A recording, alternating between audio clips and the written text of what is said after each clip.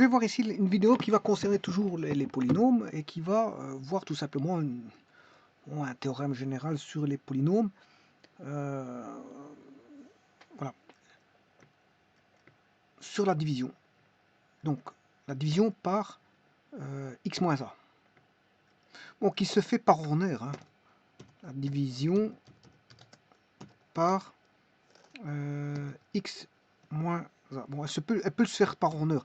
Alors, je vous rappelle que la division par x moins a peut se faire par aussi par honneur à l'aide de ax plus b. Bon, c'est pas le même a. Hein. D'ailleurs, je devrais mettre autre chose. Je vais mettre, pour pas avoir le même a, alpha x plus b. Alors, plus bêta. Alors, que ce soit l'un ou l'autre peut se faire par honneur. Donc, ça veut dire toute division de la sorte comme ceci. X, voilà, ça peut se faire par honneur, voire moins 3x, moins 5 demi, etc. Bon, tout ça peut se faire par honneur. Voilà, comme ça. Bon, en général, c'est ceci. Parce qu'il faut la modifier un tout petit peu pour avoir les autres. Moi, je vais prendre une division généralisée qui est par x moins 1. Alors, si je prends un polynôme, je prends un polynôme, x cube, x exposant 3, x exposant 3 moins 3x au carré plus 7x plus moins 1, par exemple. C'est un exemple, voilà.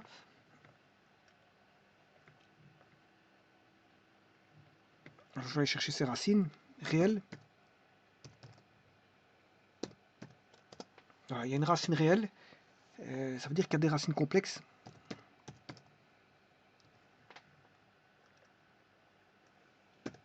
Il y a une racine réelle et deux racines complexes.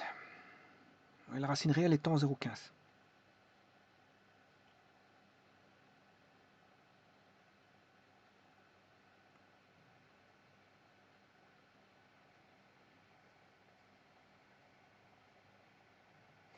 Alors, si je vais chercher le point 2, alors je prends l'application polynôme. Ça, c'est l'application polynôme, hein, f de x, et je vais chercher l'image pour x égale 2.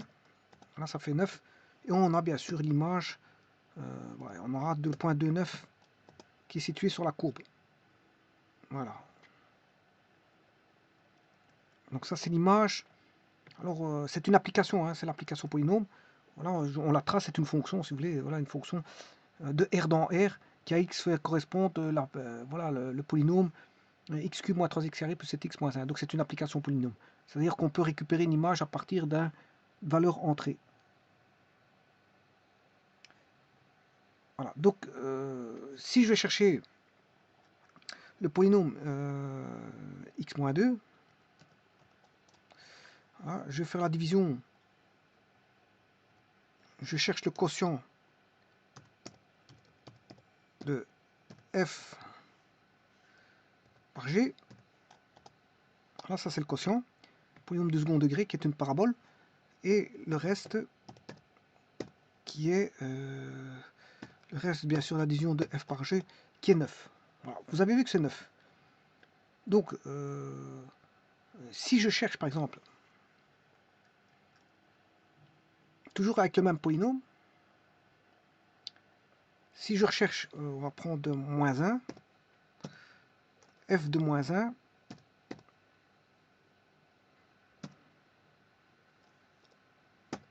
alors on va trouver moins 12, c'est-à-dire que j'ai le point moins 1, moins 12. On va aller rechercher moins 12. Alors, vous voyez la courbe, enfin le point C. Alors je vais diviser par le polynôme par x plus 1. Alors je vais faire la division de f par g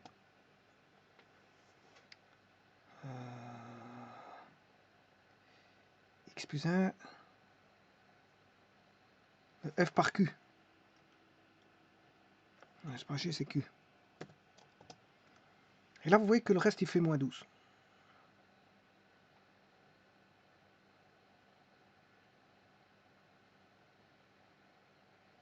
Le reste, il fait moins 12.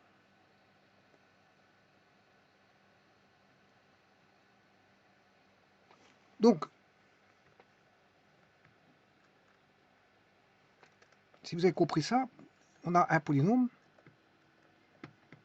P de x qui est un dividende de degré n, voilà, c'est égal, on va faire la division par x moins a, fois q de x, plus r. Alors, si vous avez remplacé... alors, lui, il est de degré 1.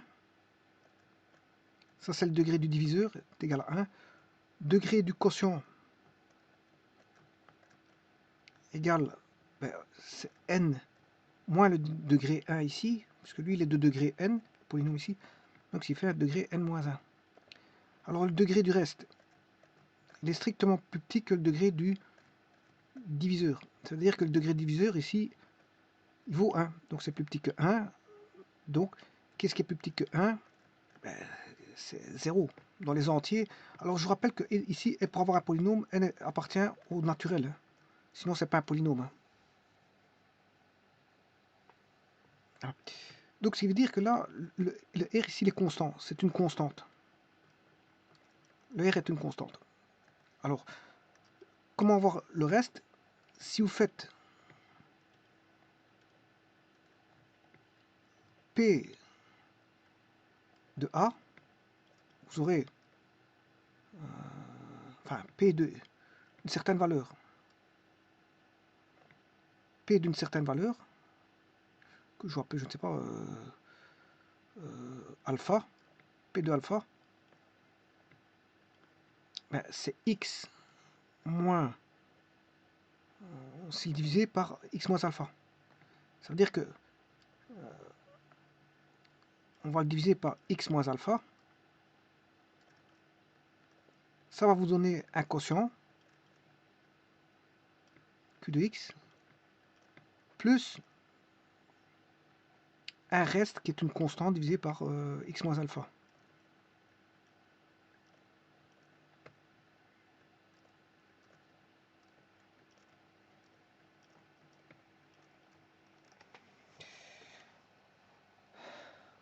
Voilà. Si vous voulez le quotient, ben, alors le reste.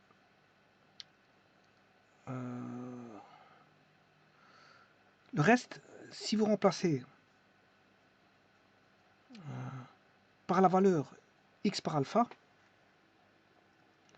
vous allez avoir un certain reste.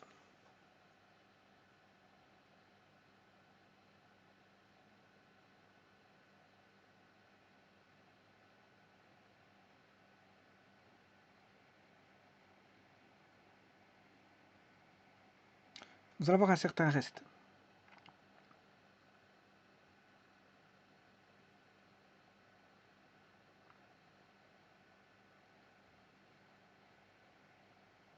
Maintenant, si on veut que le reste soit nul, à ce moment, on a ce qu'on appelle une racine. C'est une racine. Si le reste est nul, vous aurez une racine.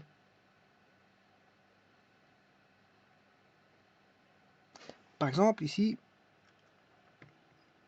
si je fais f de 0,15, 0,15 étant une racine, ouais, bon, c'est pas tout à fait 0,15, hein, je vous le dis tout de suite.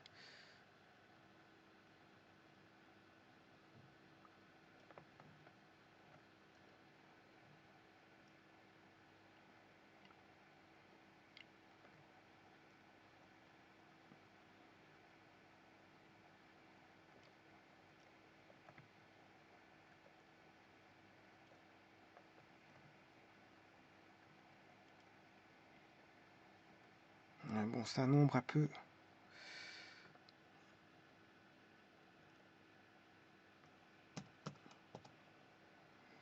Bon, je ne sais pas qu'est-ce qui vaut ce nombre-là, mais il est bon, il est très petit.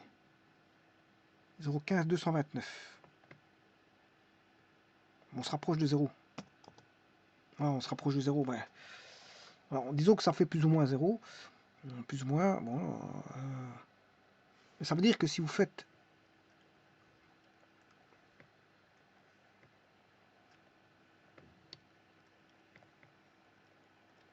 P d'une racine x0, c'est égal à x moins x0 fois q, et le reste, il vaut 0, puisque x0 est une racine.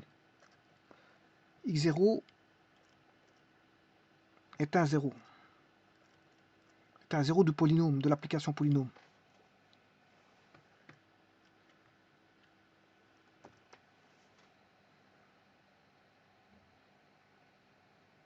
Donc x0, x moins x0 fois q plus r égale 0.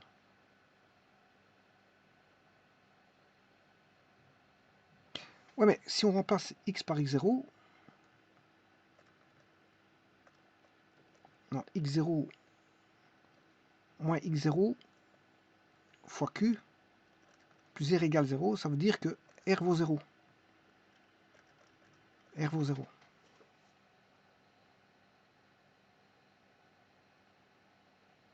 Ça veut dire que r vaut 0. Alors, si r vaut 0, eh bien, on a une condition qui est, pour tout polynôme,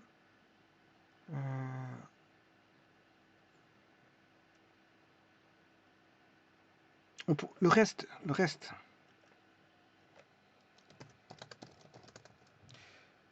de la division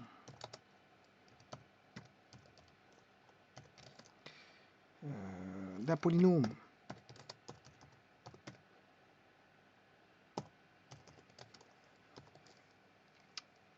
par x moins a est P de A.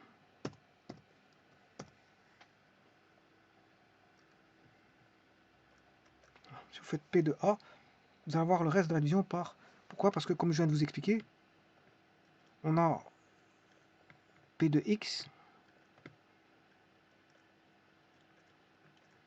est égal à x moins a fois q plus r. Si maintenant vous faites P de A, vous allez avoir a moins a, ça fait 0, fois q, ça fait 0, plus r. Donc on aura 0 plus r, et 0 plus r, ça fait r. Voilà, donc pour avoir le reste, si vous faites P de A, P de A suffit pour avoir le reste. Mais alors, qu'est-ce que c'est que ce P de A? C'est l'image de A. C'est l'image du polynôme par A. Donc, c'est l'image de l'application polynôme en mettant le A dans le polynôme. Par exemple, ici, je veux le reste en divisant par, je sais pas moi, x moins 5. Je prends le polynôme f de x, je fais f de 5. 84. Alors maintenant, vous allez bien voir que c'est vrai. Je vais chercher le reste de f par x moins 5. Voilà, 84. Donc vous voyez que l'image de l'application polynôme donne le reste.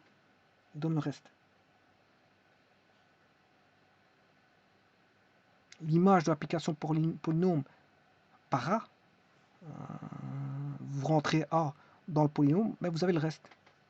Et en fait, c'est quoi ce reste? C'est l'image, voilà, d'un point A mis dans l'application polynôme.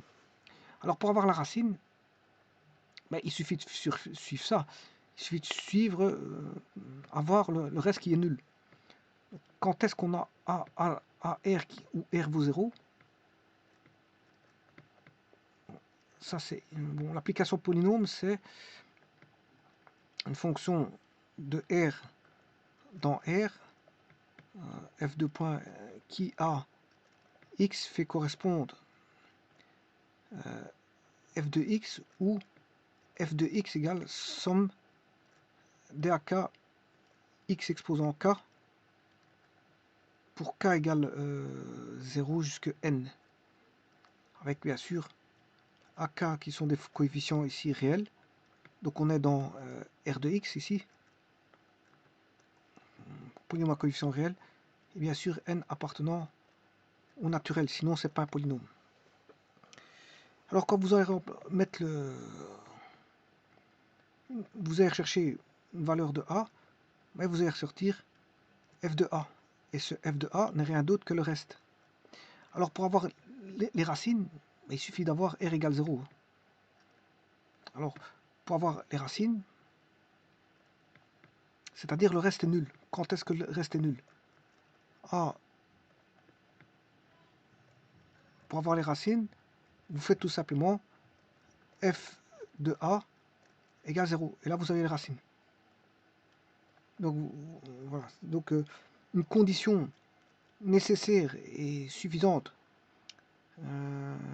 pour qu'un polynôme soit divisible par x moins a et que le p de a égale 0. Donc, p de a, f de a, bien sûr, c'est un polynôme. Hein. C'est p de a. Alors, pour qu'il soit divisible, une condition nécessaire et suffisante, il suffit que le reste soit nul. Pourquoi? Parce que dire que p de a égale 0, c'est rechercher la racine de la fonction polynôme ou de l'application polynôme, voilà, qui va couper l'axe des x. Alors, le fait d'écrire ça, ben, c'est d'écrire tout simplement p de a est égal à x moins a. Tout d'abord, p de x est égal à x moins a. On va le diviser par x moins a. Voilà, fois q plus r. Ici, c'est une constante parce qu'on divise par x moins a. Alors, si vous faites p de a, alors on doit avoir 0 pour avoir une racine. Hein. Voilà, pour avoir une racine, il faut 0. Alors, si vous remplacez par a moins 1, ça fait 0. Fois q, celui-ci, il fait d'office 0. Alors, pour que ça fasse 0, ben, il faut que le reste soit égal à 0 pour avoir 0. Voilà. Donc, une des conditions nécessaires et suffisantes pour que un polynôme soit divisible par x moins a, ben, il faut que p de a égale 0. Il suffit d'avoir ceci. La condition ici, là, et ça c'est une condition nécessaire et suffisante pour qu'un polynôme soit divisible par x moins a.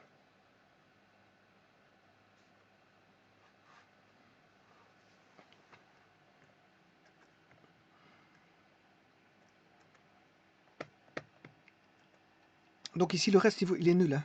Et 0 plus, bon, comme le reste est nul, enfin pour avoir 0 ici, pour avoir 0 une racine, hein, pour avoir une racine, ben, il faut que ce R là fasse 0. Parce que là, ici ça fait déjà 0. Ça fait déjà 0. Donc il suffit d'avoir le R ici qui vaut 0. Et là, donc une condition nécessaire et suffisante pour que un polynôme soit divisé par x moins 1, il suffit que il est nécessaire et c'est une condition nécessaire et suffisante, il est nécessaire et il suffit que p de a égale 0. Et là, le polynôme sera divisible par x moins a. C'est-à-dire que le reste sera nul. Hein. Le reste sera nul. Et donc, qui dit reste nul, ben, ça va donner une droite qui est y égale x, hein, comme reste. Hein. Puisque je vous ai dit que c'est une constante.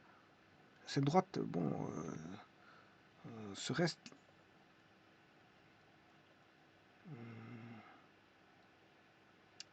c'est 4.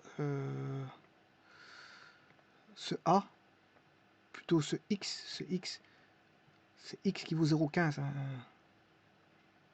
Voilà, ce sera 0,15, 0. P de 0,15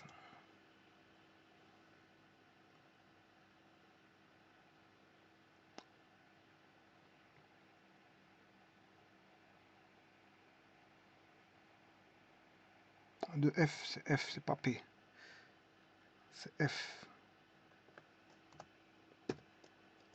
Ah, c'est proche de 0, hein, mais bon, il faudrait rechercher exactement combien ça fait. Voilà, donc là, vous avez une racine qui est réelle. Hein, Parce que c'est vrai qu'il y a encore deux racines complexes ici, qui sont conjuguées. Pourquoi conjuguées? Parce qu'on a un polynôme à coefficient réel. On aura Z3, Z2 qui sont complexes. Je vous remercie.